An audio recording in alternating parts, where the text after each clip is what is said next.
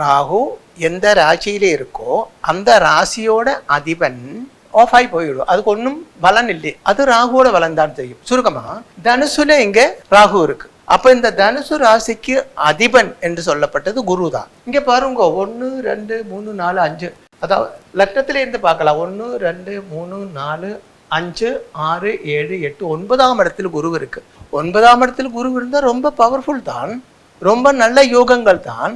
ஜோதிஷ சாஸ்திரத்தில் உள்ள எந்த பிளானட்டரி பொசிஷனை பற்றி சொன்னாலும் 9ஆம் இடத்தில் குரு இருந்தால் பாக்கியஸ்தானத்தில் குரு இருக்கே, அப்புறம் என்ன வேணும் அப்படி சொல்லுவாங்க. ஆனால் இந்த இப்படி ஒரு ஜாதகத்தில் தனுசுலேயோ இல்லை மீனத்திலேயோ ராகு இருந்தால் அந்த ஜாதகத்தில் குரு ஒர்க் அவுட் ஆகாது. அந்த ஜாதகத்தில் குரு பீஸான பல்பு மாதிரி, பல்பு ஃபியூஸ் ஆகி போகும்ல, ஃபியூஸ் ஆன பல்புன்னு சொல்லுவாங்களே பழைய காலத்துல உள்ள இந்த குண்டு பல்பல்ல, ஐயோ அது ஃபியூஸ் ஆகி போச்சு.